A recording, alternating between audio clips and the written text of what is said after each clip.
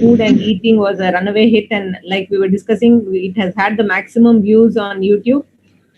Dr. Vijay Bose is the Joint Director and Consultant at Asian Joint Reconstruction Institute, Chennai. He did his MBBS from Madras Medical College and his orthopedic MS from Mangalore. He also did his MCH Ortho from Liverpool and FRCS from UK. His special interests are arthroplasty in young patients, hip resurfacing, and partial knee replacements. He has a huge body of work. He's a very sought after speaker in national and international orthopedic fora. He's a keen tennis player and a proponent of health and fitness. Post COVID, I think he's spent even more time in acquiring knowledge about health and fitness, and he's going to share that with us today. To moderate, we have Dr. Ashok Bade, the medical superintendent of JIPMA. He was previously the professor and head of anesthesiology and critical care at JIPMA Pondicherry. Dr. Bade did his MBBS, BA, and MD from Government Medical College, Nagpur, and his fellowship in cardiovascular and thoracic anesthesia with the WHO. He received the Lifetime Achievement Award from the Indian Society of Anesthesia South Zone. The reason I asked Dr. Bade to be a moderator today is because he's an avid sportsman. He's represented Pondicherry Masters Group in badminton, 8th national champion in the Masters badminton in 2019, though many of the competitors were a lot younger than him.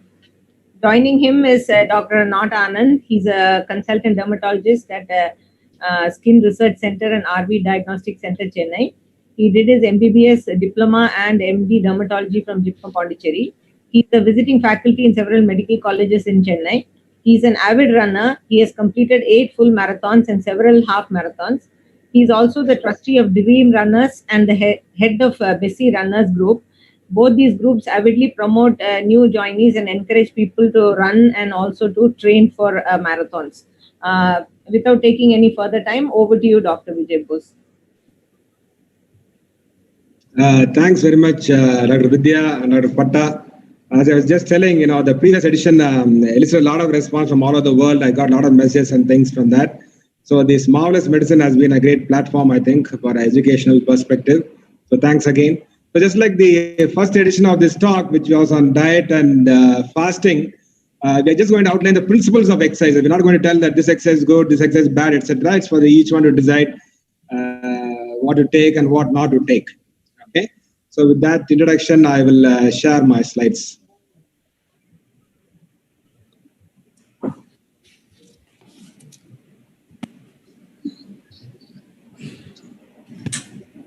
Good evening to the moderators as well, and a very good evening to all those people who are tuning in. So last week we gave an introduction of how we now have a comprehensive scientific template. So it has to be comprehensive and it has to include all facets of health, fitness, and wellness. We talked about last time. So, especially during the COVID times, we get a lot of WhatsApp forwards. And last week we covered, wellness and health intervention. What is health intervention? We covered what is sickness and disease intervention that we are all familiar with in allopathy, but we are not very familiar with what is wellness and health intervention.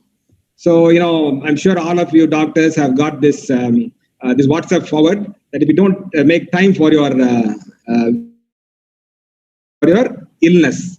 So as doctors, what do we do? Most of us, when we get a thing like this in WhatsApp, our social responsibility or our medical responsibility seems to stop by just us forwarding it to all the groups that we're a part of, and we think that our job is done. That, of course, is not the case. And I also want to tell that I understand that there are a lot of people who are listening in.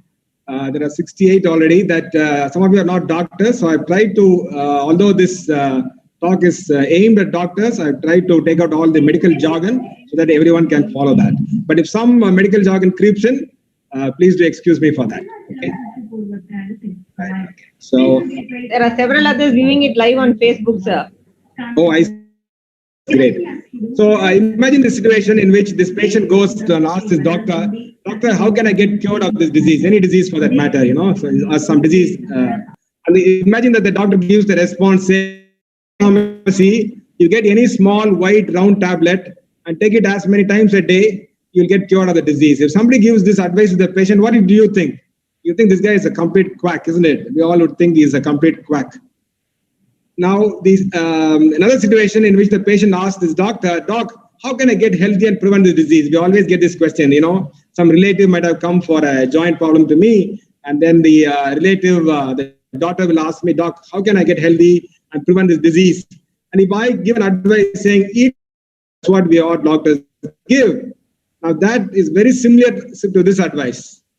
That's really quack advice. That really is not a scientific medical advice. Okay? So I think it's time has come for us in allopathy to spend more time in wellness, as we're all specialists of sickness, but we must also spend on wellness. I think that's very important. Now, I want to touch upon this concept of pseudo wellness, which I covered last time. So, typical master health check that we see in any part of our country.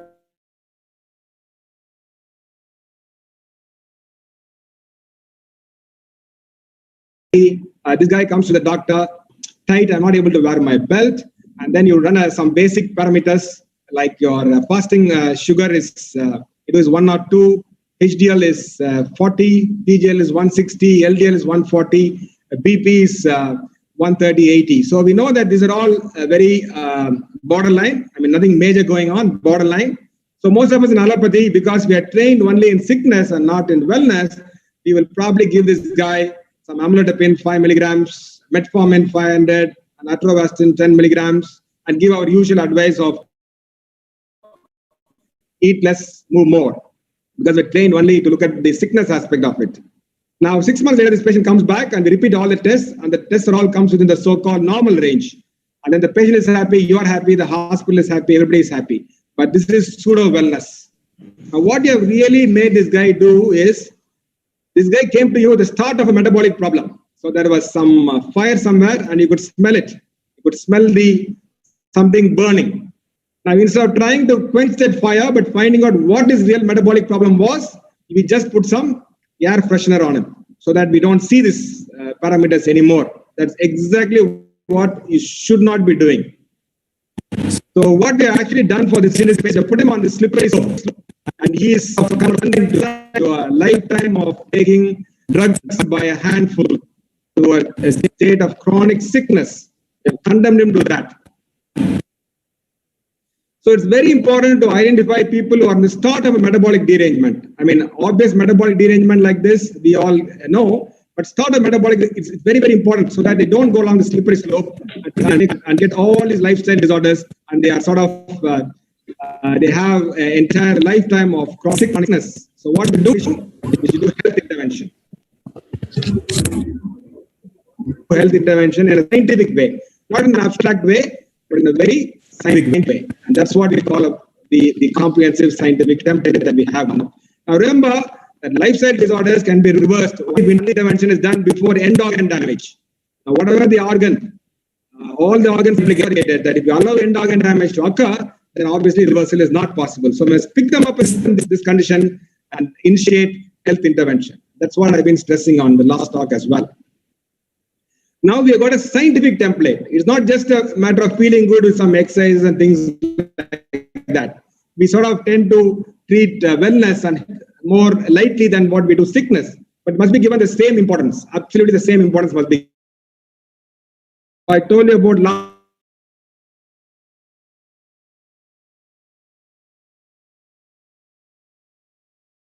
5 key metabolic parameters, which are profile and not LDL. You want to do LFT and ultrasound and a blood pressure. These are the 5 key metabolic parameters. And then there are 10 key fitness indices. This is common for all disease or all organ systems. So we have the BMI, we have the waist circumference, we have the VO2 max, Planck time, BFP, 1 rep max, balance score, flexibility score, sleep score, and BOLT score. The last 2, of course, the second intervention, we will not be covering it today, but the rest will be covering it today. So how do we get the scientific parameters for these patients?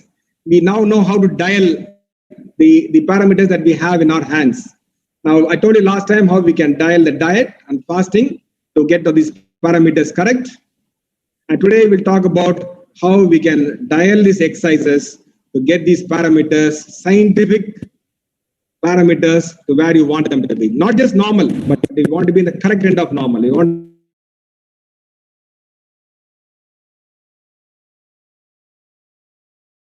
keep improving these parameters to health, not derangement, and they will not develop any lifestyle disease. So the next question to ask is health holistic or compartmentalized? Now, a science like Ayurveda, ancient science, on one end of the spectrum, and we have our modern allopathy, subspecialties, on the other end of the spectrum. So if we look at something like Ayurveda, they talk about the various, the Panchabhuta, the seven dhatus, etc. And that talks about the harmony or the interrelationship between the mind, body, and spirit.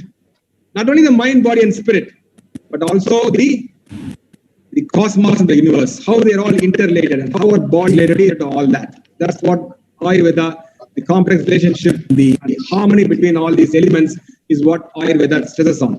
On the other end of the spectrum, we have like the American Heart Association, which gives this brochure for heart health. You're dividing the body, forget about cosmos and all that. We're subdividing the body that we have. Dr. Bose, your audio is very unstable. Is it your internet? Or, I don't know. Your audio is very unstable. One second. Just give me 1 second, please. Yeah.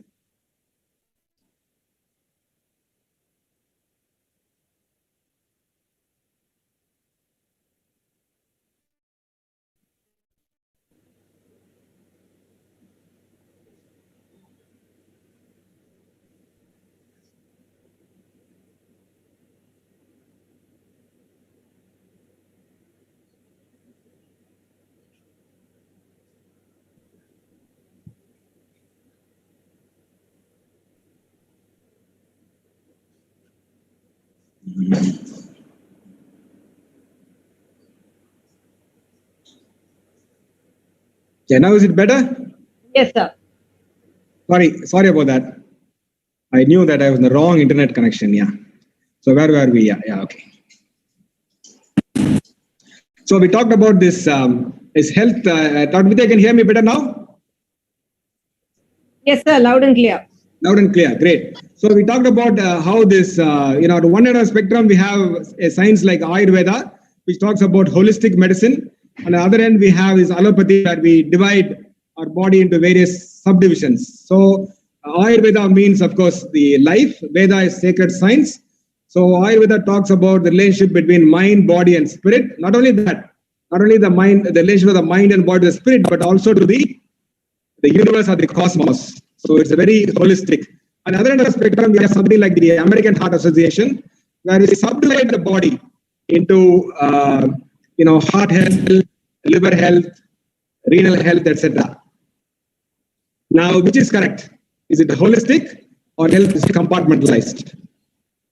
Now, remember that disease intervention can be focal.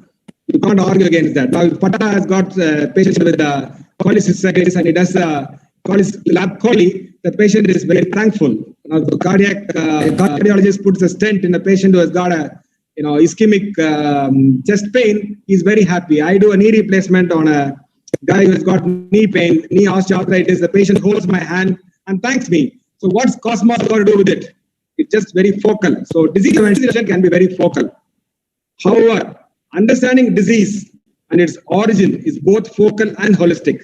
Now, somebody asked me, what can I do to prevent from getting osteoarthritis? And just say, take some calcium tablets and do his knee exercises. That is really not even close near the correct answer. So understanding disease and its origin is both focal and holistic. However, health intervention is always holistic. Please do not subdivide health into subunits. So we may or may not believe that harmony of body and mind with the soul and the universe is necessary for health. Some of you may believe that, some of you may not believe that. We can't argue both ways. However, you must at least not divide the physical body into subspecialty ones for health and wellness in allopathy. Please do not subdivide the body. So talking about heart fitness, gut health, mental and neuro wellness, women wellness, bone and joint health is absolutely spurious and a wrong way to do that. Okay? So that's what we fall into the trap of that. Health and wellness is holistic, unlike disease intervention. And all organ systems are integrally related to one another. Principles of improvement done through lifestyle is common to all organ systems. And if you think some focal intervention is some focal benefit, sadly mistaken. How can So there is still some problem with the voice, sir. Problem with the voice? Yes, sir, it's still cracking. I mean, the voice is breaking up and audio is like not great, sir. That's the internet where that's the best that we can do. I cannot. We'll see how it goes. I'll just give me 1 second. I'll just keep the mic a little far away, sir. It'll be fine.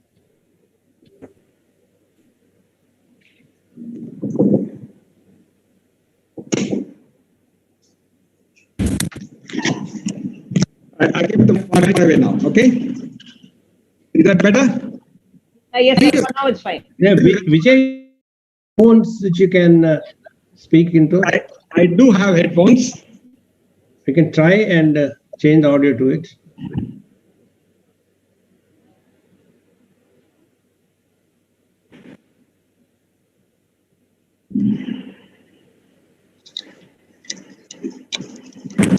But does it have a mic?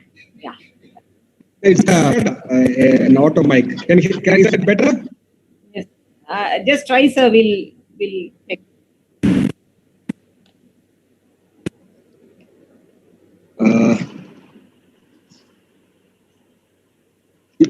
Does that sound better? Not really. We'll try for a while and see, Vijay. Otherwise, then we'll take the headphones off.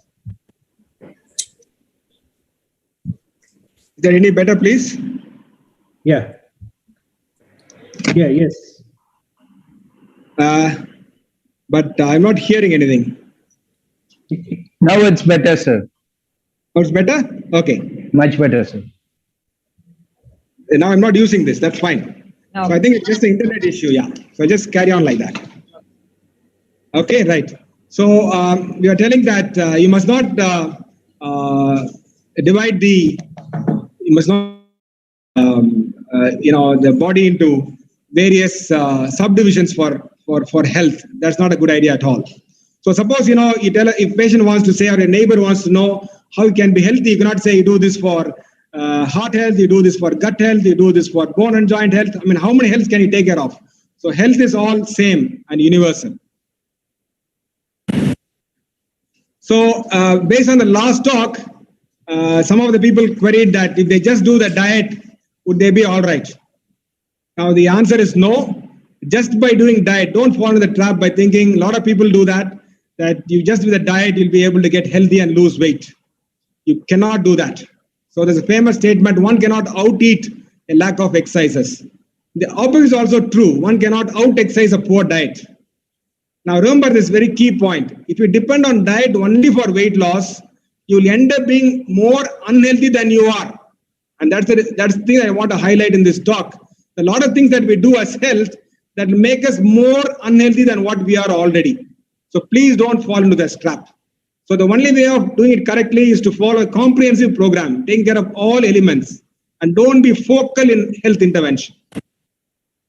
The next question is that we all say, is any exercise good exercise? All the people that we give exercise saying, do more, eat less. So any exercise is a stress reliever. Any exercise will lubricate some joints to a certain extent. Any exercise is better than no activity in that it gives a sense of well-being, but it may not give metabolic benefit. The commonest mistake that people make. People think if you ask them that do exercise, yeah, I do exercise. But that exercise may not be giving them any metabolic benefit. The reported benefit may be placebo effect in many cases. So if we just do any exercise without any scientific basis, it has got very limited role to play. It doesn't have any serious role to play from a metabolic standpoint. So this is the commonest scenario that many women who come to the clinic say, Doc, I work all day and I'm still fat. And there's no question, we cannot argue with them. They are working the whole day, no question about that. However, they are not aware of the exercise zones. These exercise zones are absolutely critical. And the heart rate zones during exercise signals are the signal that we give to the body. Just like last time we told you that when we eat, what we eat gives signals to the body to do various things. Similarly, the heart rate zone to which you exercise gives various signals to the body. For example, we'll come to maximum heart rate. But if you don't hit the 60% of your maximum heart rate, then you are telling the body that you're still in the conservation mode. The body tries to conserve all the fat and calories. You're not told the body that I'm going to do some activity and you need to spend all the fat and calories. You're not told the body that. And therefore, the body does not do that. So all these household activity, most of them at least, most people will be in this zone, which is less than 60% of your maximum heart rate. Therefore, the body still thinks that you're trying to conserve energy. You're not yet told the body that you have to expend the energy. So how do we know which zone to go? There's no question today that we need a fitness device. We need a fitness device to assess which heart zone that you are in while you're exercising. It's absolutely critical that you have today. Now, remember that parameters like sweating is not relevant. They tell you, sir, whole day I'm sweating, I'm doing work. Well, you're sweating, yes, especially in a hot climate, but that's not giving you any metabolic benefit. So I always compare it to a sphygmomanometer, where we suppose a doctor measures BP by just looking at the pulse volume without measuring the BP. What do you think of him? He'll be probably a quack. So you need an accurate measurement. So similarly for wellness, unless you have a modern device, a fitness tracker, you are not doing yourself. You're probably wasting your time. So we come to the four important dimensions of scientific fitness, which are, we call it the 4D or 4 dimensions: the flexibility and mobility, you have the muscle strength and bulk, you have stamina and endurance, and you have burn fat and calories. These are the 4 dimensions to scientific fitness. Now, here are 4 international athletes. They're all extremely good in one sport. However, they're classical examples of bad health. They're not healthy at all because they have skewed over focus on one component of fitness. They've been concentrating on one component of fitness, ignoring the others, and therefore they're poor examples of fitness. And this is the commonest mistake made by beginners. I go for a walk every day. Well, you go for a walk every day, but only one dimension of a scientific program. So you're not doing the others. Now, if you do the parameters, we talked about the 5 metabolic parameters and the 10 fitness indices, some will be great, but most will be abnormal in these people.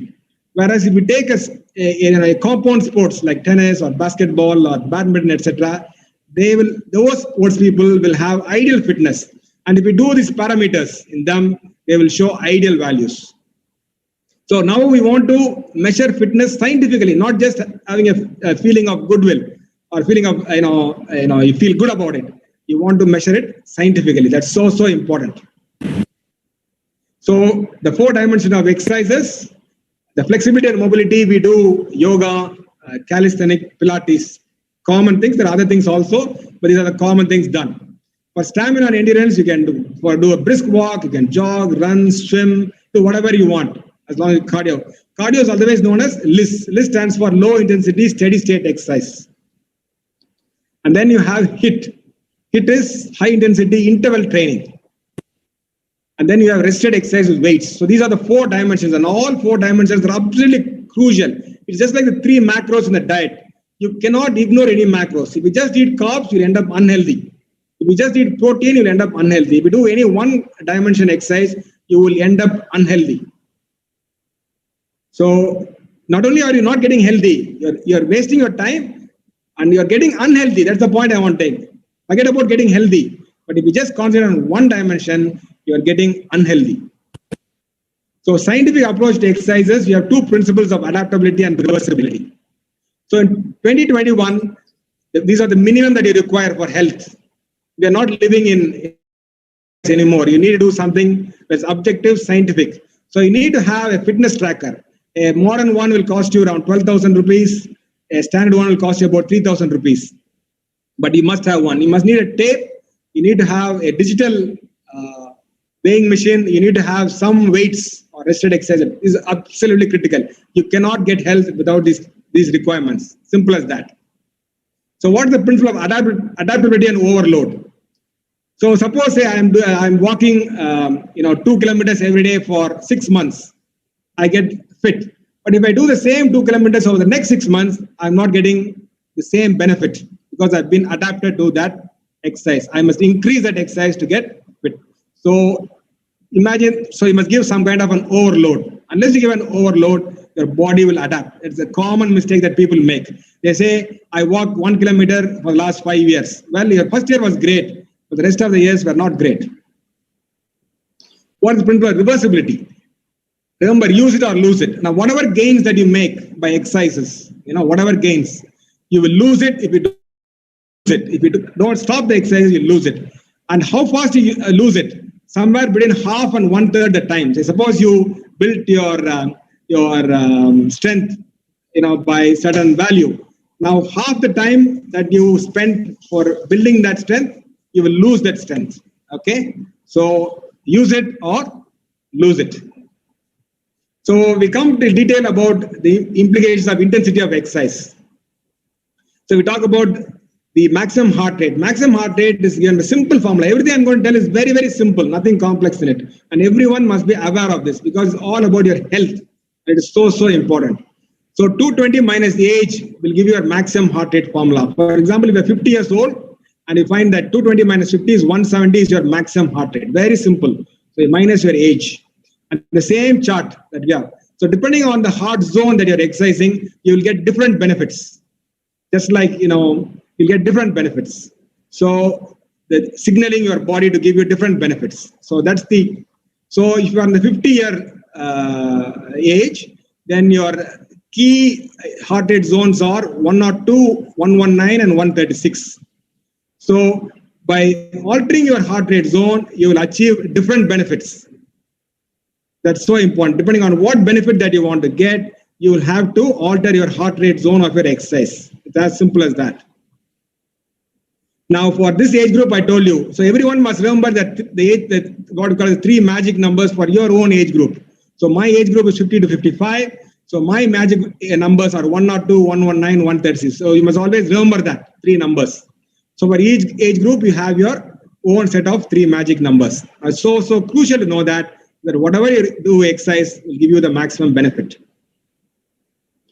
Now, you also have to understand there are 2 types of metabolism, 2 muscle fibers and 2 preferential targets in relation to exercise. This is not only for doctors, everyone must be aware of that.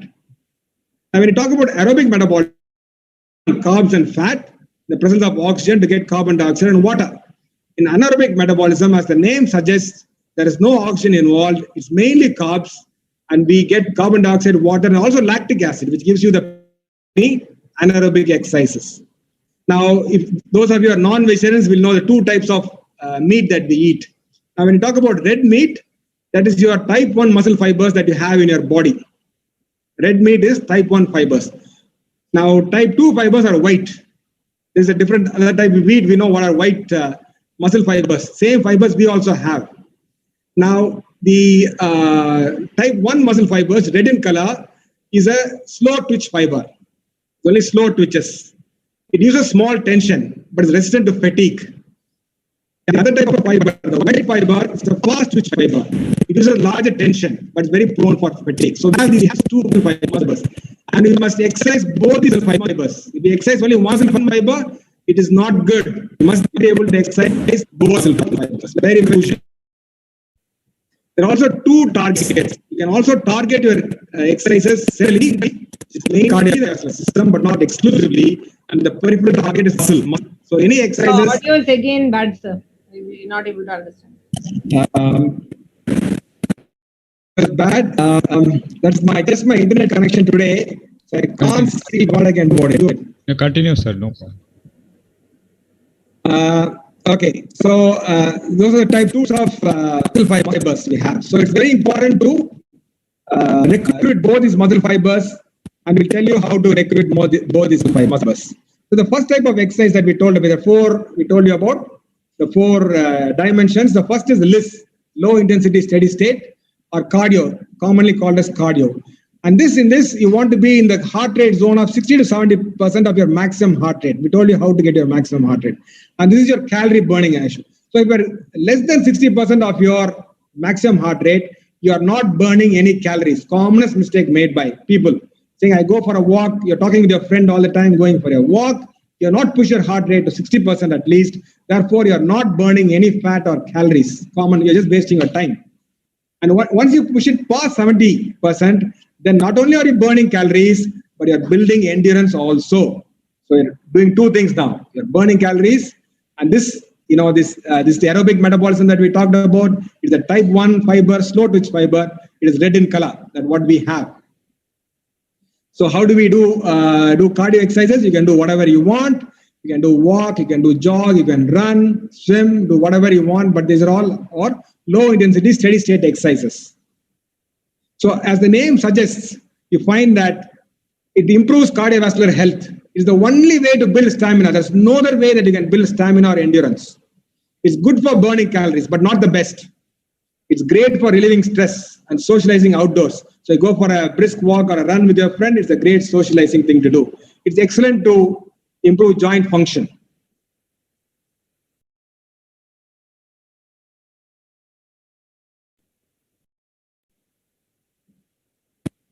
So what are the limitations of your list? So it does not recruit the type 2 fibers. Recruit that at all. So typically you'll find marathon runners will not have any muscle bulk.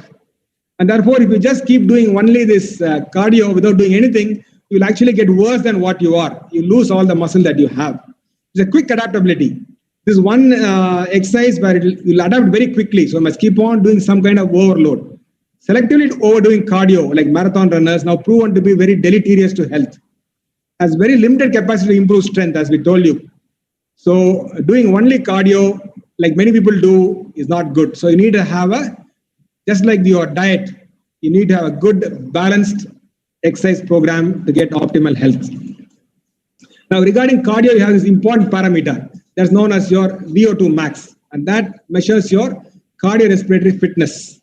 So VO2 max, the amount of maximal oxygen the body can consume, distribute, and use during maximal exertion. It is similar to the horsepower of a car. We know, different cars have different horsepower. So if I have a high VO2 max, that means I have a good cardiorespiratory fitness. So remember that VO2 max is not just about the heart and the lungs. It's also about capillary delivery and also about muscle efficiency. The whole thing is taken into account. And the only way of now that we do is you need to have a modern fitness device. Any of your modern fitness device, like the one that I have, will give you VO2 max. When I started fitness, my VO2 was 38. Now it is 47, which is very good. So if you don't have a modern device, you can have a simple device, cheap one. And the substitute that we use for VO2 max is the resting heart rate. Now, our medical textbooks, we learned during undergraduate days that your normal heart rate is anywhere between 40 and 90. That's a huge range.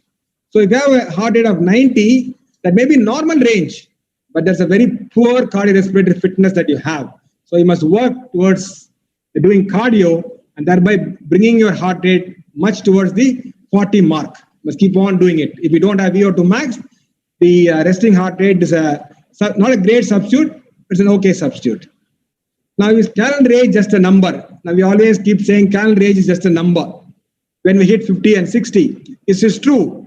The age that really matters is your fitness age. So suppose this person has got a VO2 max of 30, then their fitness age is 60. Suppose they have a VO2 max of 40, then their fitness age is 20. So that's the real age that matters, is not your calendar age, but your fitness age, which is determined by your VO2 max. So we have this tabular column for men and women. You can plot your your VO2 max and find out what is your fitness age. So please be aware of your fitness age. So generally, you must be younger than your calendar age. If you're older than your calendar age, that's really bad news. VO2 max has got correlation, a very good correlation with all lifestyle disorders. Now, if a 10% increase in VO2 max leads to a 15% decline in risk of heart attacks. So forget about taking medicines for heart attacks. This is what you need to do a heart attack.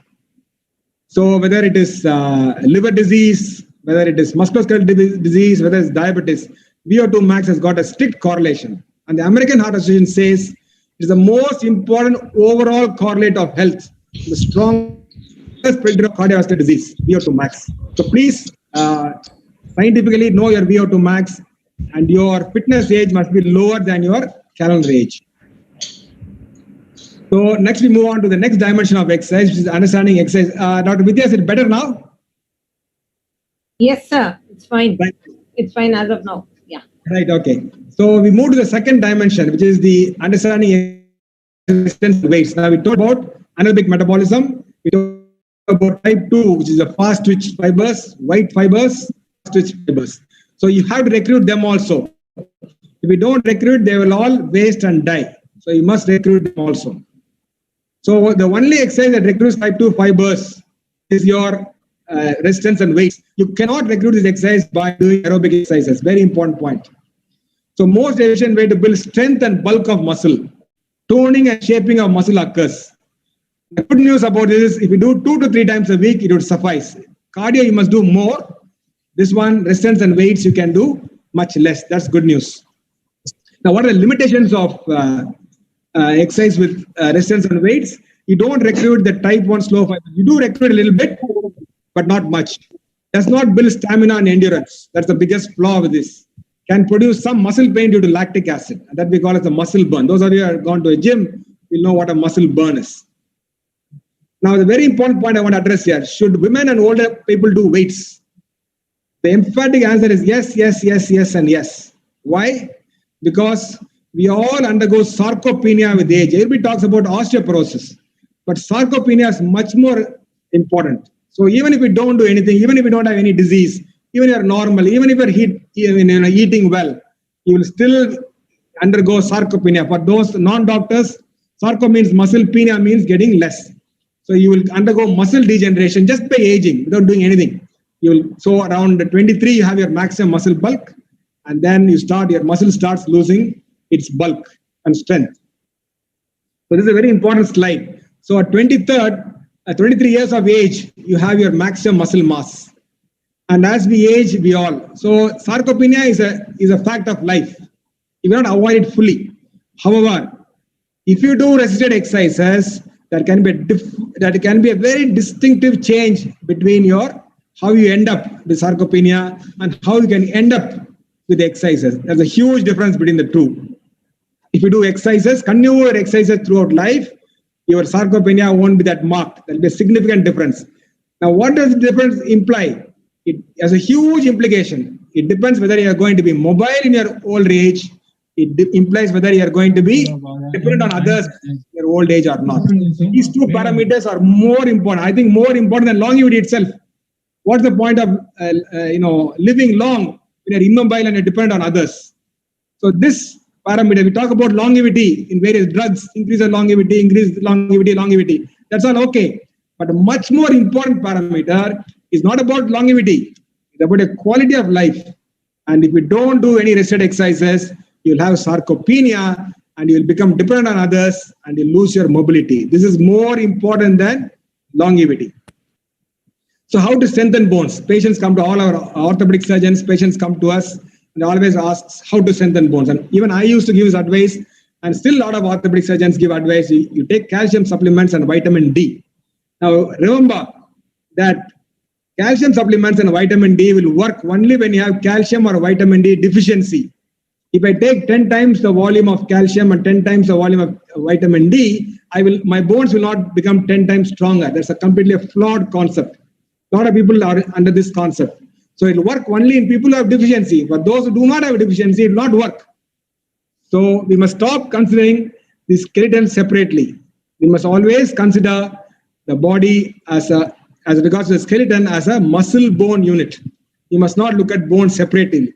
So how do we strengthen bone? By strengthening the muscle around it. You strengthen the muscle around it, the muscle bone unit, the bone will also get strengthened. It's not by eating calcium or vitamin D, but doing rested exercises, you will strengthen the bones.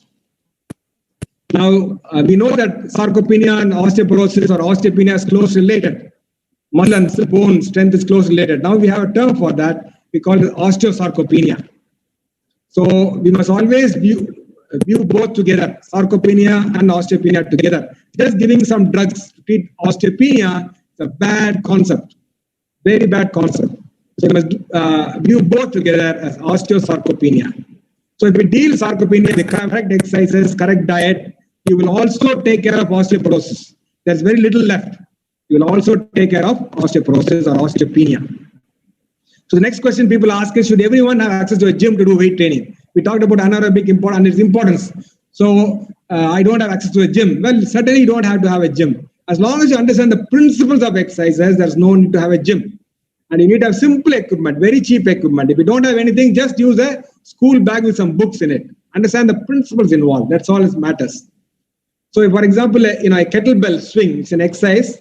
It involves all muscle groups of the body. So just by doing this one exercise, rested exercise, using weights, you can involve all muscle groups of the body. So as long as you understand the principles, there's no need to do. So just like your cardiac zones that we discussed in the cardio exercises, the important parameter here is 1 rep max. It is just like your maximum heart rate. So we want to know which zone you are exercising to get different benefits. Just because you do weights, it doesn't give the same benefit, just like the cardio. Different heart rate zones gives you different benefits. Different rep max will give you different benefits. So normally we talk about as a the percentage of rep max, but what is more important is how many reps is to do to get different benefits. For example, you have a given weight, say you have 10 kg, and I'm able to do it only 5 times. Then the 10 kg, I'm in the low rep range. Okay. Now suppose I have only 5 kg, I'm able to do it 10 times, not more than that. Then that 5 kg is a mid rep range weight for me. Now suppose I take only 2 kg and I'm able to do it more than 15 times, then it's a high rep range for me. Understand? Very simple. So the reps will give you different benefits. So if I use a weight for my fitness and I can do it only for less than 5 times, I'm building strength in the muscle. And if I'm doing a particular weight, which I'm able to do 10 times and not more, I'm building my muscle hypertrophy and I'm shaping my muscle. And if I do it more, I'm building the endurance of the muscle. Endurance not only is heart, you can also build the endurance of your muscle. Therefore, the common mistake, just like if you don't know your heart rate zones, you make mistake in cardio. Some people use a very low weight. They use 1 kg weight and they do it 30 times and say, I'm doing rested exercise. No, you're not doing rested exercises. You are in the high rep range and you are not building the muscle bulk. Now, we told you the importance of muscle bulk, sarcopenia. So you're not protecting yourself against sarcopenia. You're just building the endurance of your muscle. That's not good news. So suppose you're using your body weight as your resistance. That also can be done. Suppose you're doing push-ups. If you're able to do it 30 push-ups, then you are not building muscle with that exercise. So what you should do, you must get a school bag, put enough number of books so that you can do only up to 10. Then you are building muscle. Do you understand that? So important to understand the principles of exercises.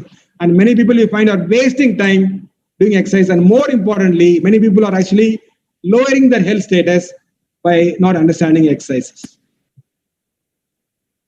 So for everyone, start off, which zone you want to be? You want to be in the mid-rep zone or approximately 10 reps. That's the zone that you want to start off. The other zones are also important. But when you start off with the mid-rep zone.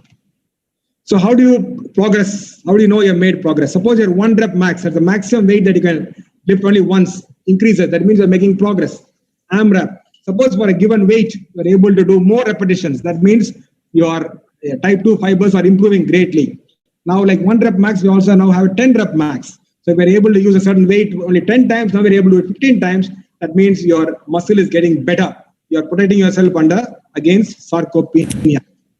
Now we come to the third dimension of exercise, which is high intensity interval training or HIIT. Now this was found in Sweden about 50 years ago. When they found that instead of just running, if you mix it with a period of very fast running, the benefits are much better. So the principle is very same. Just like you're doing weights, by doing a fast running, you're actually putting a higher load. So the same principle of doing anaerobic exercises comes into play, just like doing weights. So this is like doing weights while running by doing a HIIT workout. So we do a low rep, high load.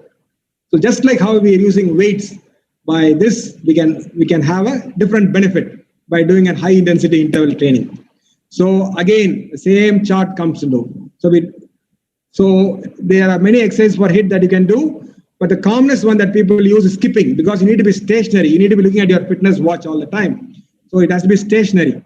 So skipping is a common one, and a stationary bicycle is another common one that we do HIIT. So we want to hit the heart rate zone of 80%. So within 80 to 90%, then you go into HIIT zone. Okay. So this exercise, many people, when they find they have hit a plateau with cardio, you must move on to HIIT. You'll suddenly find once you start doing HIIT, that plateau disappears and you're able to make tremendous progress. So what are the benefits of HIIT? You have is tremendously time efficient. It's good for doctors. So 15 minutes of HIIT is equal to 1 hour of cardio, 4 times efficient. It protects muscle unlike cardio. Therefore, it's more selective for fat burning. Whereas cardio will burn muscle also. It's most efficient in calorie burning for time spent. For given time spent, it's the most efficient exercise that we have today to burn your calories. It's 2 times a week is sufficient. So those of you doctors or very busy, HIIT is a great thing for you. So your effect lasts much longer after finishing a HIIT workout. And this we call as EPOC, or excess post exercise oxygen consumption. So even after you finish your HIIT program, you'll find that your body continues to burn fat and calories, which is great news. So those of you who are doing only cardio, please include some HIIT workouts.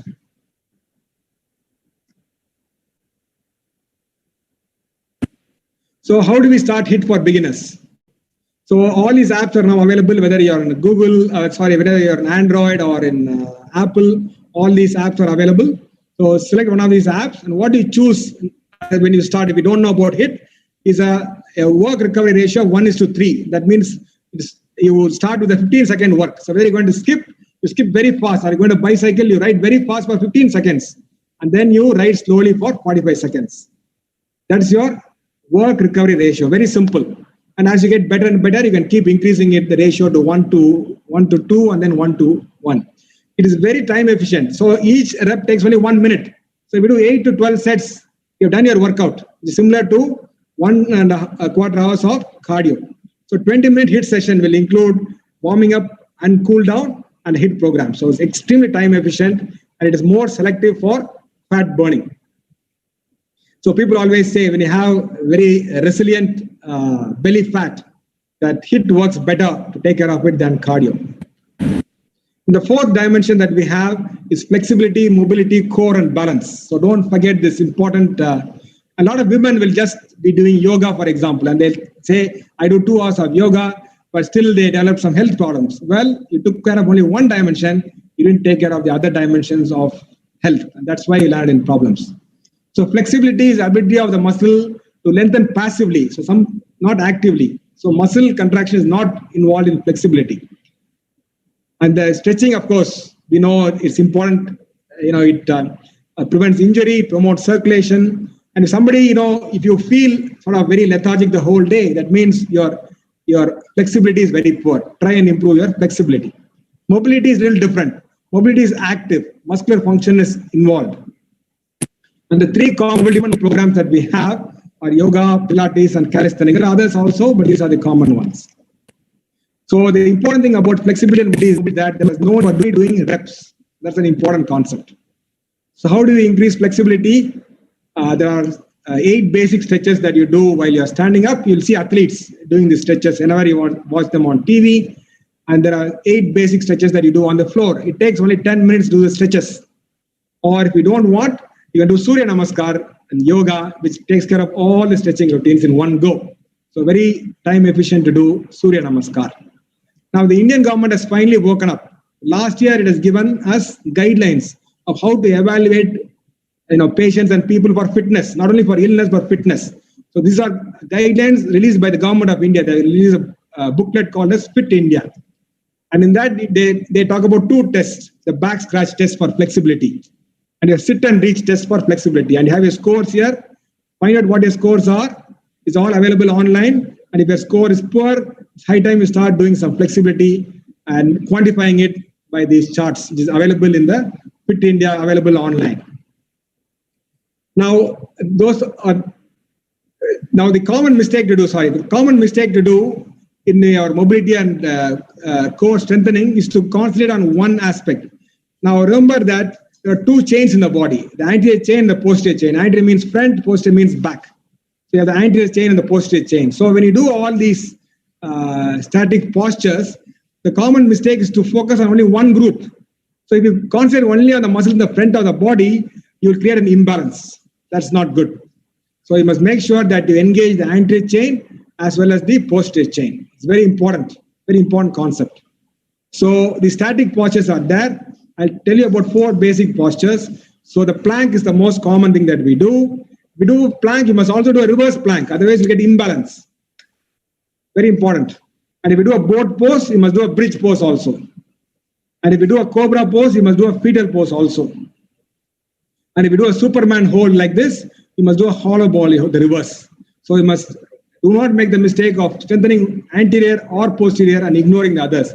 You'll create a muscle imbalance and you probably end up damaging the body. So you must have a balance of these. Okay. Don't remember the side muscles. Okay. Side plank also is important. Now you must hold these postures for as long as possible. Now, if you just do these 4 things, that's enough. That's enough for building your mobility and core strengthening. Just 4 is enough. Unless you want to train somebody else, you want to become a trainer or something, just these 4 postures will do. Now, how do you identify somebody has got poor mobility, not flexibility, poor mobility? Now, flexibility, we told you the 2 tests that we do for flexibility. Now, mobility is that when you're not able to do a deep squat hold, that's a deep squat hold, okay? Or somebody stands with a poor standing posture. Now, you must not stand like this with all these curves. So, you must be able to do a full squat. If you're not able to do a full squat, your mobility is very poor. And it's high time you start working on your mobility. And your posture must be like this, straight, not like this. If your posture is bad, that means your core is bad, and it's high time you start doing something about it. So how do we quantify mobility and core? By doing what is called the plank time. So we told you about plank. So the important thing about plank is that your butt must not be higher than your thigh. It must be in the same level like that. And how many seconds you hold this posture will tell you your plank time or how good your core is. And remember, we're doing everything on a scientific basis, and you must quantify your core. And you can see this. Charts are available, and you must be at least in this level for having a good core. Good core is absolutely important. So I'll talk a little bit about core. The core is the area of the body which is commonly referred to is the midsection. So both the front, the back, and the sides, the midsection. So the top part of your glutes, the lower part of your trapezius are all parts of your core. The core is the foundation of the body from a functional standpoint. All compound movements of the body originate from the core or passes through it.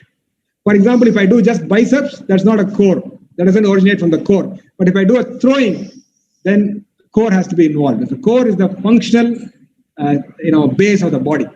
A strong, flexible core underpins everyday activity. If you don't have a strong core, you'll suffer in everyday activity. A weak core will impair the spine, and the commonest cause of back pain.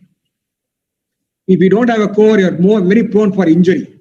And if you start doing all vague exercises without strengthening your core, then you have a high risk of injury. So please pay attention to your core. And how do you know your core is weak? You can't do a squat. And how do you quantify it? By doing a plank time. Now, core strengthening involves 3 things. We need to do static mobility poses we talked about.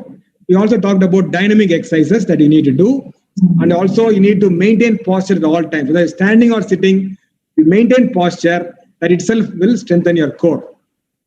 Now there's something else known as core stability. So if you add a bit of coordination, for example, just not standing on a plank, but you take one arm or one leg off, then you are adding coordination and balance. That gives a new dimension to core strength, and that we call as core stability.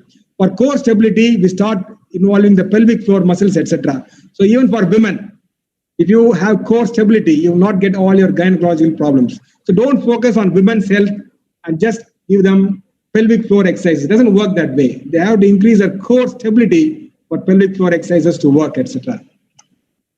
And you can add an exercise ball or a gym ball, call it. Once you do these exercises, you add a gym ball, you add both coordination and balance, and thereby we improve core stability. So the popular routines to improve this is, we talked about static routines. Now these are dynamic core.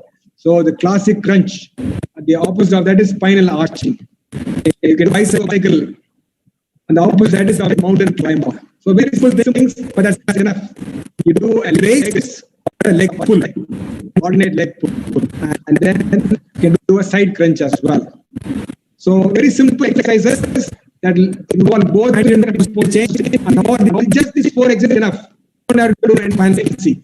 You do it, you get excellent score. So posture, dynamic strength, static strength. So next we go to balance. What is the importance of balance and how do we quantify it? Now, balance also we lose with the age. So very important to balance exercises so that we don't use balance. But balance is very important for preventing falls. Every day we see fracture neck or femur that occurs because they fall for a lack of balance. And it builds better posture and improves core stability. So whenever you're doing any standing activity during the day, whether you're doing cooking or you're a surgeon, you're operating or you're standing in your office, then a good time is to stand on one leg. That will improve your balance. That is the most fundamental of that. More advanced exercise would be a stork, standing on one leg like that, a flamingo standing on like that, or a warrior 3 pose. These are common for yoga, calisthenics, Pilates, etc. So you must have some balance routine that you must do so that your balance is very good. Now again, the Government of India, Fit India book gives you this test to quantify it. And that's called as a standing stork test. So they give the name. So how many seconds you can stand like that. And if you find that you are very poor, it's time to start doing some balancing exercises and get your balance going. Okay. What are the cardiac implications of exercise? Now we talked about this brochure from the American Heart Association earlier. So how we divide health into various subdivisions. So the American Heart Health Association, this one. Now we know that when we have visceral fat, it's bad for the entire body, is bad for the heart also. Heart gets fatty infiltration. So we don't like that. But if we don't have fat, and who has the healthiest heart? So all these 3 guys do not have fat, obviously, but who has the healthiest heart? That's what we're interested to know. Now, this marathon runner, because they're overtraining one segment, one dimension, they will have a volume overload and they'll have eccentric hypertrophy of the heart. So that's just not good. This bodybuilder will have a pressure overload and you'll have a concentric hypertrophy of the heart. That again is not good at all. So somebody like a sprinter will have toned muscle and therefore you'll have an ideal heart. So all these sportsmen, they are all high-level sports people, but they will have a poor heart because they select only one aspect of the fitness. Now remember that, there are a lot of reports now that marathon runners who don't have any muscle in them. Look at a smaller muscle. And then you find that actually your cardiac, you think you're doing a good job, but actually you're doing a very bad job if you're losing muscle by selective cardio training. And all these bodybuilders, recently we had from Tamil Nadu, an young bodybuilder only, I think 2 days ago, he passed away, 35 years old. He won the world championships a couple of years ago. He passed away due to cardiac issue when he was 35 years of age. So why bodybuilders die young? So remember that just because you're doing exercise doesn't mean it's good exercise. You must understand the science behind exercise and do the correct exercise. So keeping good muscle, toned muscle is the key to the heart. So skeletal muscle and heart muscle, both are striated and the same response to exercise from a metabolic standpoint. So whatever that you do to build peripheral muscle, you are doing the same thing to build heart muscle. Keep that in mind. So you don't need to do selective heart exercise, not required. As long as your peripheral muscle, skeletal muscle is nice and toned, the heart muscle will find. So there's no need to do scans to assess certain parameters. A simple mirror will tell you a lot of things. So if you stand there in the mirror and you have his belly fat, you don't need any scan. It will tell you that it's the exact mirror image of your visceral fat, how much fat lies inside your abdomen. And that we know is really, really bad, toxic.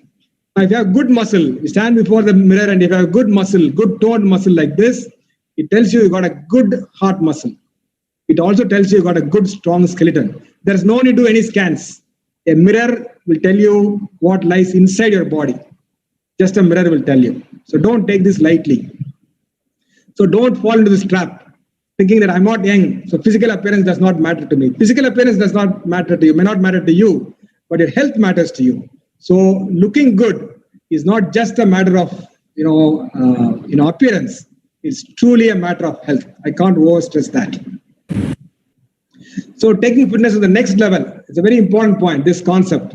So there's a honeymoon period. Whenever people are obese, then they undertook some initiatives, they do some exercise, they modify the diet, etc., some fasting, and then they experience weight loss.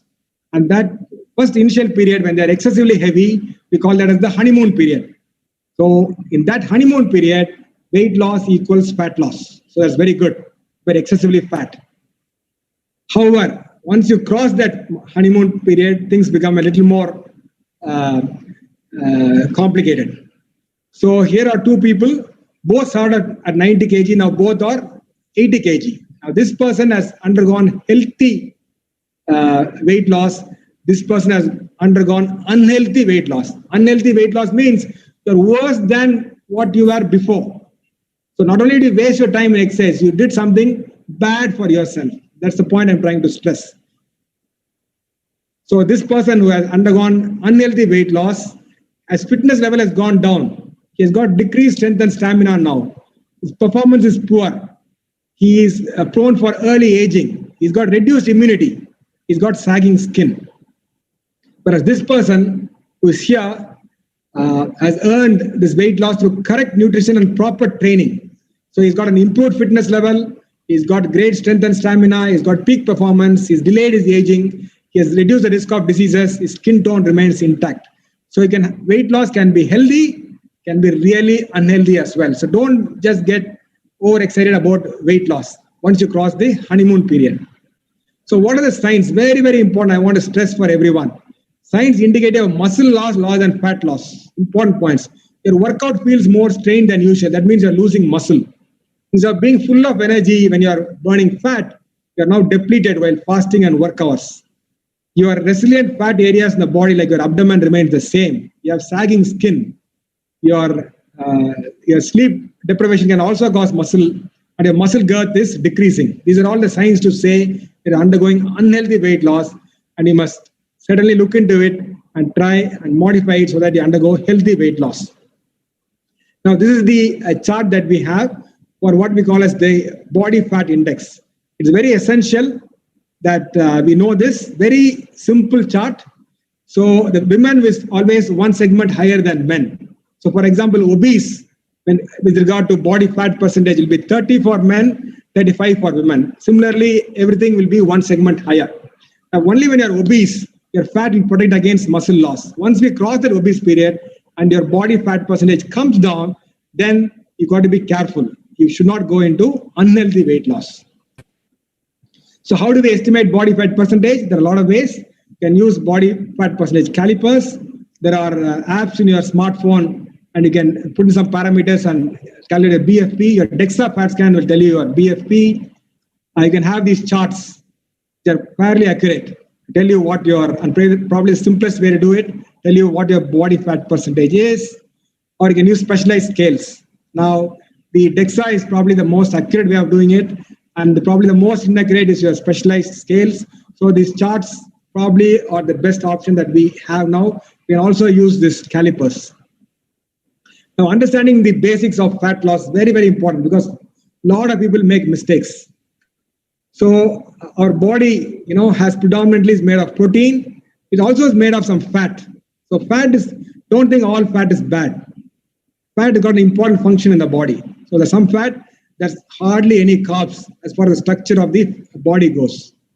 Now, when you take in carbs is used for activity, that we know. Now, protein is what that's used for building the body or structure. Now, fat is used for both activity as well as body structure.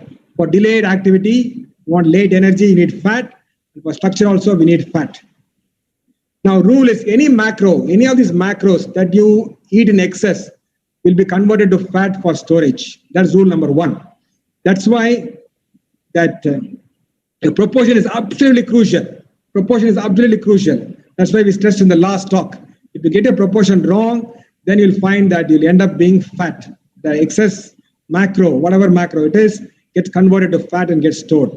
Now, we consider various scenarios. In scenario one, we have carb intake, you find is more than your activity requirement. You're eating too much carbs, you're not doing activity, then what happens? You start storing fat, especially an unhealthy way to store fat. Now, scenario 2, what if carb intake is less than your activity? Your carb intake is less than what you need. And what happens? Your grossly excess fat is used to make up the deficit. So fat is now used for energy. Okay, that is when you're grossly fat. Scenario 3, when you still have more of a carb deficit, you still cut down on your carbs. What happens? It is not only the fat that goes away, but also the protein or the muscle also goes away. Very important point. And that's why you end up losing muscle. Very important point. So how do we maintain muscle during weight loss? Everyone must know how to maintain muscle during weight loss. So we dial in what we eat, the proportion of the macros, dial in our fasting period. Each body is a little different, so we must learn to dial it. And then we dial in the exercise program as required. Therefore, we maintain muscle during weight loss.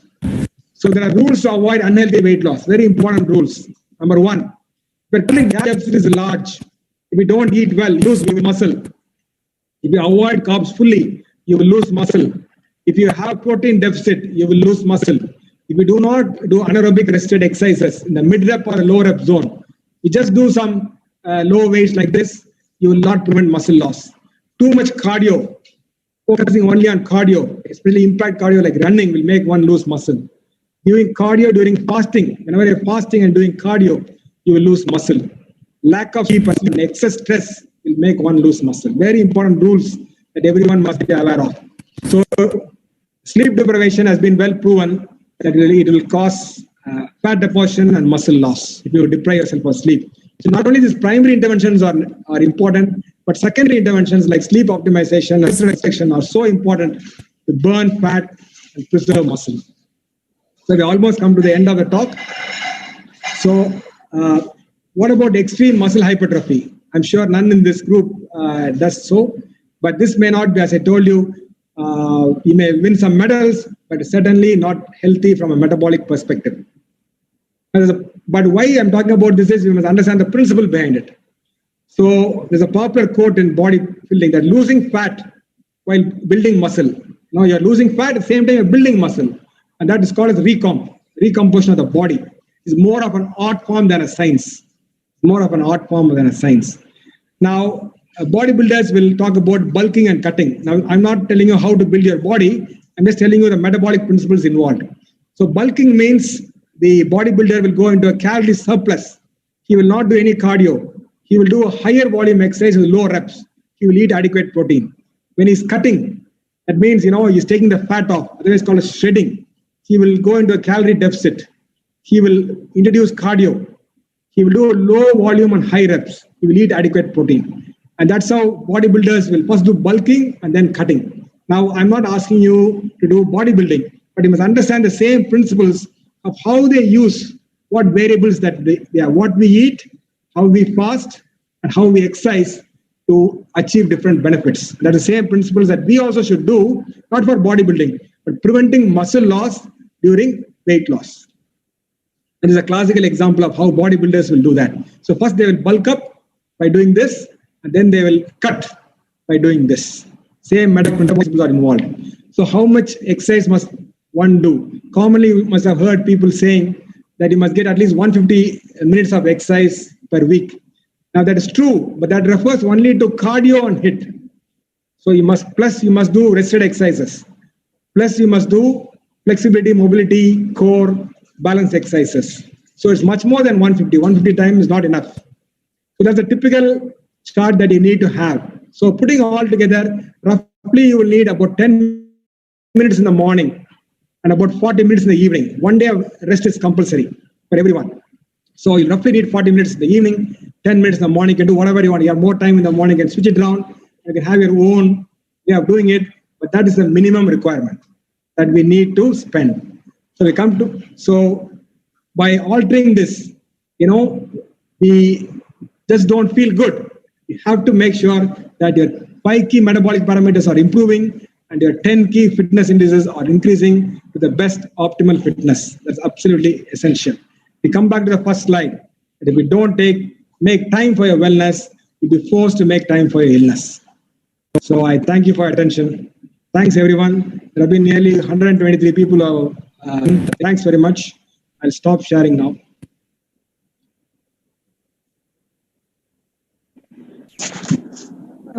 Over to you, Dr. Pade. Hello. Yes, sir, we can hear you. Yeah, you can hear me? Yes, sir. Yeah, thank you, Dr. Bose, for giving an excellent lecture on how to do exercise and how it is going to benefit. But if you permit me, I will add a few things which I think should have been also stressed. One is meditation. I think meditation does help in your mental health, because when you talk about health, it is a holistic health, physical, mental, spiritual, everything. So meditation does help in concentration, in whatever you are doing, concentration also. So I think there's no question about that, sir. Certainly, but we are coming to that to the part 3 of the talk. Yeah. So this is the part 2 is only exercises.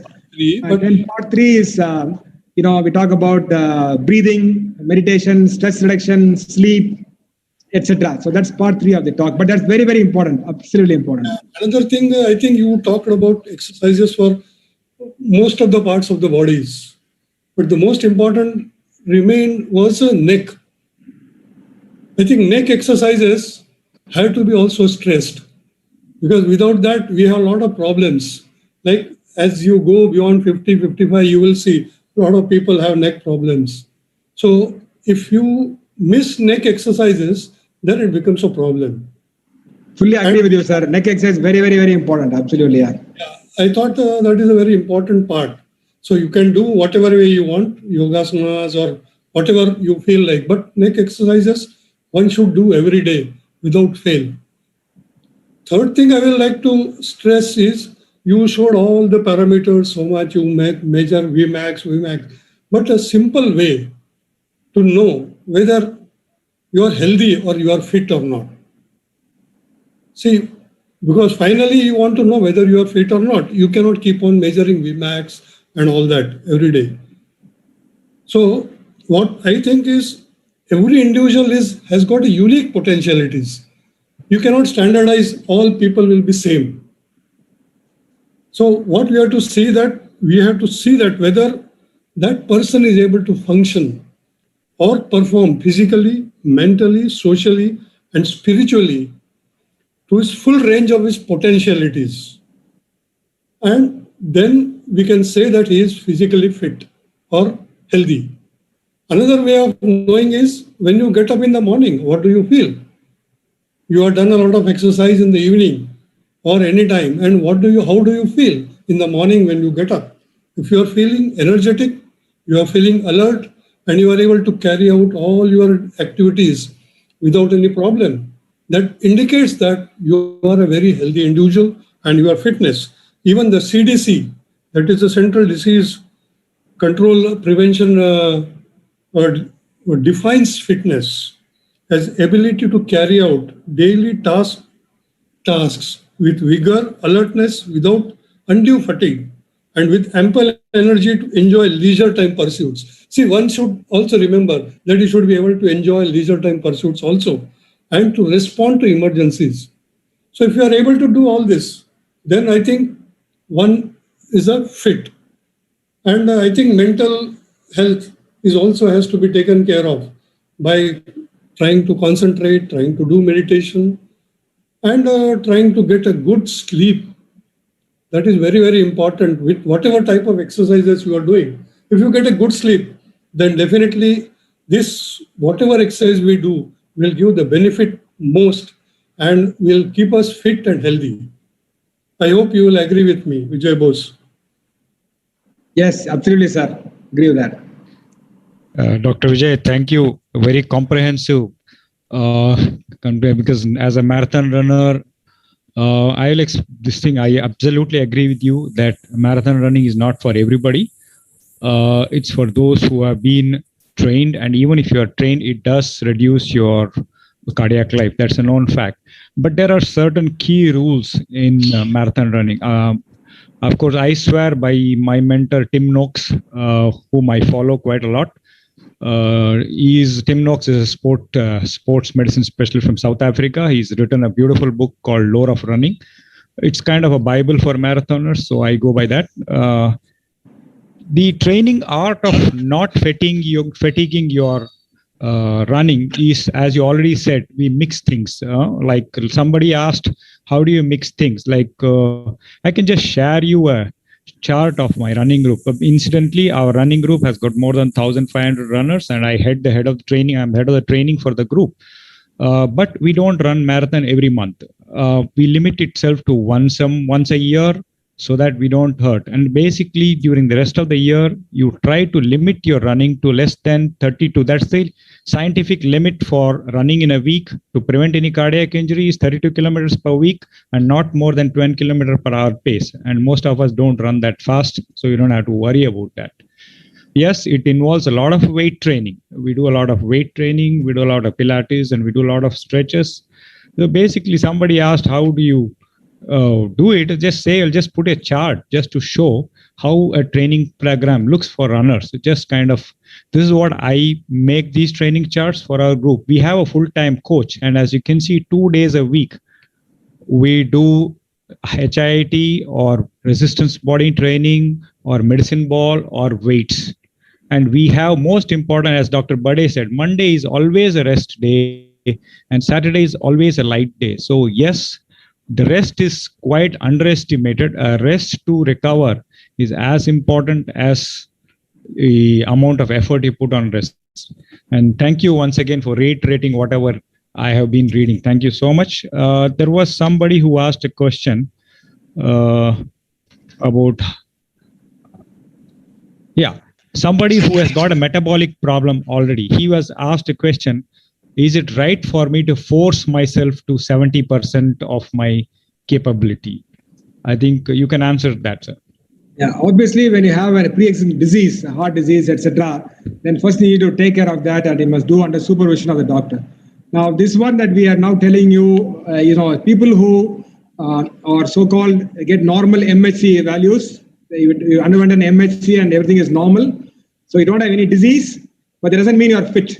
You need to get fit by various methods. But suppose you have any other problem, whatever may be the problem, you first need to get it addressed, and everything has to be done under medical supervision. That goes without saying. So today's talk is only for people who do not have any pre-existing disease. They don't have, therefore, they are in a state of pre-disease. They don't have any disease. And if you just leave it like that, you'll go into disease. So you want to do something that they never get into disease. And that's what the whole focus on. Coming to your point on marathon running, I totally take, sir, that done in a scientific way, cardio running is very good, as we showed in the chart. But absolutely correct, and I'm sure that your running giving you a lot of benefit. But the picture that I showed, once you start competing in marathons, all the marathon runners will not have any muscle. It's like bodybuilding. That is bad when you lose muscle. But when you're having good muscle, when you're doing the entire spectrum of exercises, long running is very good. That's how you develop endurance. Fully take your point, sir. I'll add that for the competition, very important, sir. When we start becoming competitive, a different set of neurohormones are released. It's like fight or flight and competing. When you start running with an enjoyment, with fun, it's a different sense. So there is one where there's a competitive stress is always bad for you. When you keep thinking, I want to improve my timing, I want to run faster, I want to be faster, that's a stress on your body. Whereas if you say, I'm going to run for fun, I like it, and that's good for your health. Absolutely. And I would like to add one more point, that whatever exercises we do, it should be regularly done. That is very important. Just doing for 15 days and then leaving it off, then after another 15 days you try again. But regularity in exercise and rest is equally important. Yes, sir, that's what he already said. If you don't do it, you lose it very quickly. Yeah. Don't use it, you lose it. Very important about exercise. And another thing, exercise is addictive, sir. You don't have to worry about it. It's a slow, addictive process. And when you start doing that, it comes. That's why some people lose the balance and they start doing too much. There are many marathon runners who start doing 60 kilometers, 70 kilometers a week, and that's not good for them. So you need a balance for that. Absolutely, yeah. Telling, no, it is addictive. That is mainly because of the endogenous endorphins that are released. They like exogenous morphine, other drugs. So it is like endogenous morphine, endorphins, no? That make you every day the exercise. When you like it, it's endorphin. When you don't like it, it's epinephrine or epinephrine. And you start becoming competitive, and that's not good for you. If anyone else wants to ask questions, I think we can. Unmute yourself and ask a question. Even if you have not typed it in the chat box, please feel free to unmute yourself and ask any questions. Have another. Maybe can I ask a question? Absolutely. Sure. So one of the things that is always concerning, and particularly for those of us who are 50 plus, is the possibility of injury and injury prevention. So what would you recommend that people do the most? I've heard some of the trainers in my gym suggest that a good core is the best way to start to prevent injuries. Is that something that you see in your experience, or is that just this one trainer's view? Absolutely, I did mention that.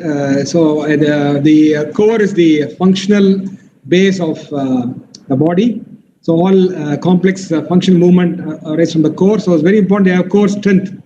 Not only core strength, you must also have flexibility. So if you don't have flexibility and do certain activities, you're really prone for injury. If you don't have the normal range of movement that the joint must go through, that's important. So you, for beginners, you have to concentrate on core strength and flexibility before you move to other more strenuous exercises. Absolutely. To prevent injury, core strength, flexibility. Those are things that we want. Tarun, you had a lot of questions on the chat box from the beginning of the talk. Have almost all of them been addressed, or you still have any questions left? Ma'am, I have one question. Like which app Dr. Boss will recommend us for HIIT?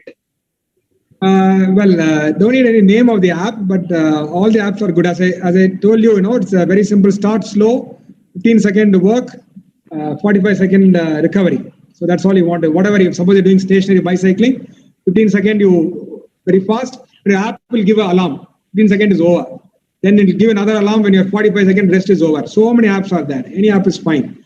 And then you do a reps for about 8 to 12 times. So for a very short period of time, you got a exercise similar to a cardio workout for 1.25 hours. So for people who are very busy and all that, it works very well. But even people who are not busy, just doing cardio is not enough.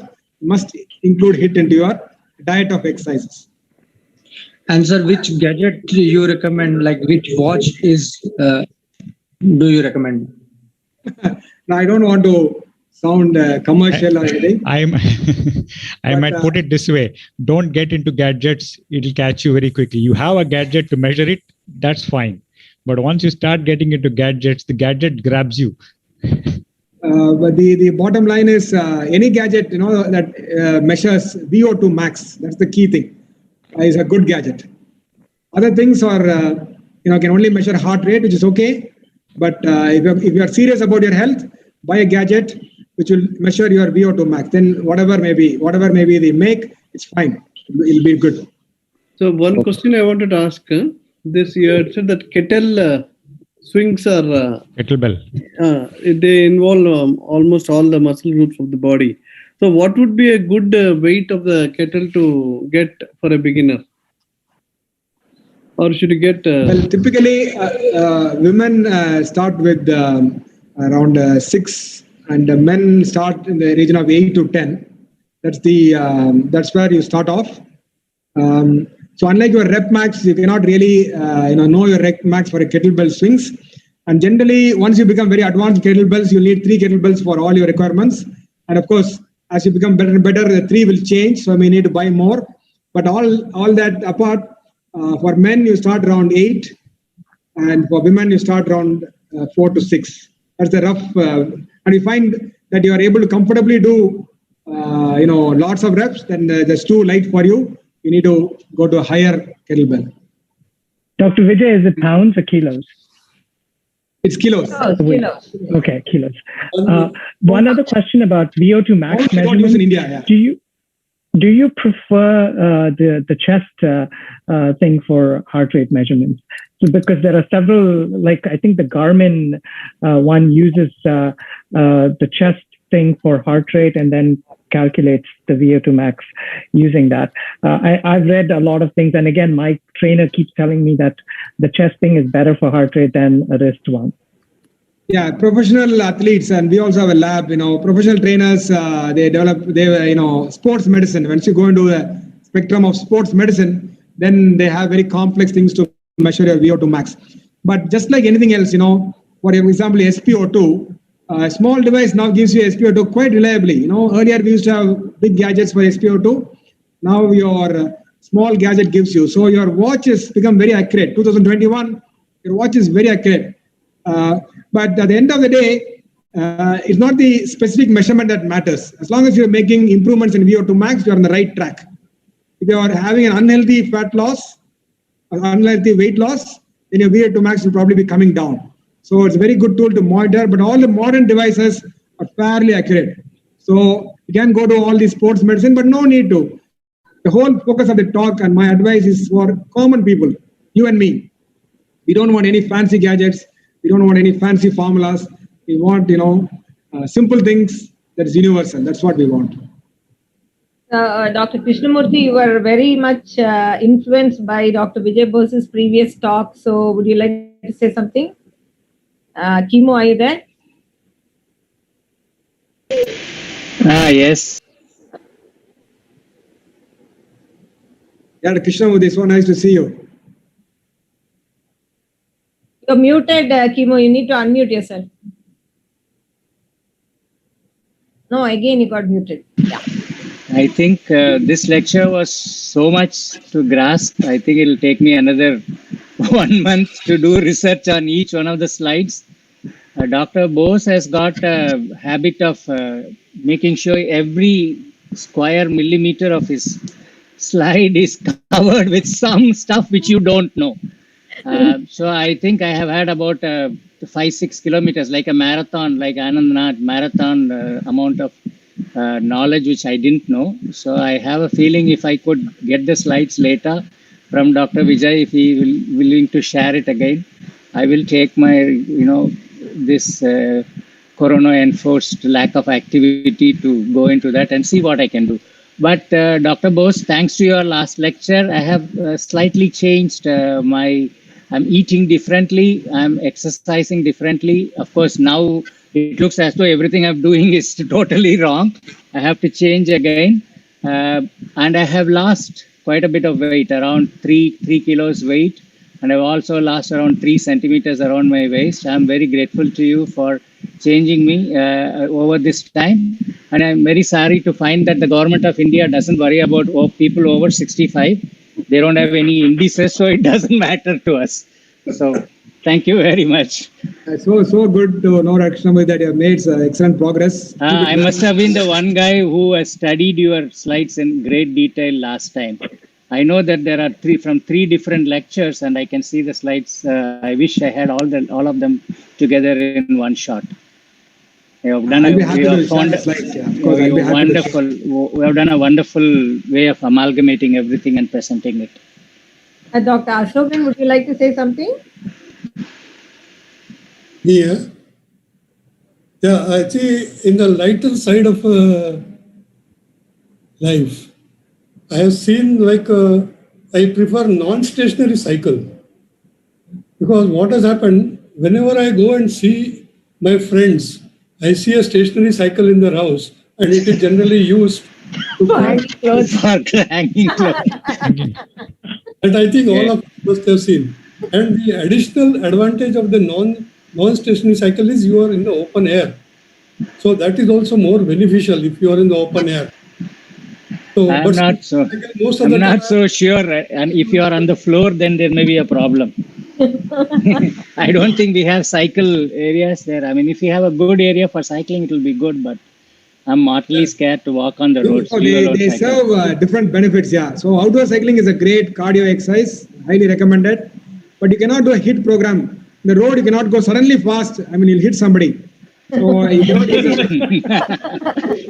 it as a HIIT program. So a HIIT program is typically done with a stationary cycle or with a skipping rope. Typically, you can do burpees, you can do push-ups, etc. But you have to monitor your heart rate. So that's a HIIT program. But outdoor cycling is a great cardio exercise, different benefits for different dimensions of exercises. And I thought the best exercise is swimming. Swimming, it gives exercise for all the parts of the body, all joints, all muscles.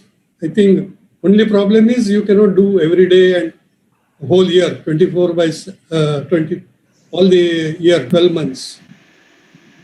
That is so true. Another point that I didn't have time to cover is suppose you are doing a cardio and swimming, because it has got resistance while swimming, it protects your muscle better than running. If you just do running, your muscles can melt away because of the various things that we explained. But since swimming, there's a bit of a resistance component to it, it will prevent muscle loss. So from a cardio point, somebody is losing muscle, swimming is a better exercise than running. Yeah, swimming is used as it's kind of using cross training for running. Yes, in the knee joints. So this HIIT, so one last question. This HIIT thing can you do for when you go on a walk? You can, of course. It provides HIIT. People can use a HIIT as while walking is only if you find that you are at the moment your fitness level is very low. So they told you to hit HIIT, you must get 80% of your maximum heart rate. Maximum heart rate is 220 minus 50. So if your heart rate, if you are now don't have much fitness, then you may find that just by brisk walking, you're hitting that zone. Then you're doing HIIT, as long as you're hitting that zone. You can do HIIT by walking, by carrying dumbbells in your hand. You carry dumbbells in your hand or a backpack with a weight, you can do HIIT while walking. You have to carry a 2 kg, 1 kg dumbbells in both your hand and replicate your walking technique, or put a backpack with 5 kgs and you can do your HIIT. Yeah, absolutely. Yeah. So as long as you have the heart zone that matters, as long as you hit 80% of your target heart zone, then you are doing HIIT. But the thing about HIIT is you must not keep on doing it constantly. You do for some time, then you relax. Then you do for some time and relax. Thank you. Dr. Vijay's batchmate, Dr. Ashokan, is also here with us. Dr. Ashokan, would you like to say something? Thank you. It's a great honor. I mean, it's a pride for me to say I'm his classmate. I cannot say he's my classmate. So there's a major difference in that. I'm Indonesian Indian, Tamilian. I'm in Jakarta. I'm a GP. So when Vijay started this a year ago, I was 104 kilos. I'm now 58. Awesome. Years, and my weight is now about 87, 88. The only mistake which I have done, which I noted today, is I have noticed 20% of muscle loss, which I would say that is a little bit modified exercise which I have done. I did not follow 100% of what he has told. Because as a GP, running around and all of those things. But nevertheless, I definitely feel better. Yeah, thanks a lot, Vijay. It's a great honor. It's good to see you here, Ashokan. So nice. Yeah, thank you. And hopefully you'll be able to address the muscle loss. Very important that once you cross that honeymoon phase, then you got to be very, very careful not to lose muscle. Thank you. Thank you, Vijay. Thank you all. So Vidya and RK, talking about all these people, can I just say one thing? Talking about all these people losing weight, maybe we should do a before and after Dr. Vijay's presentation,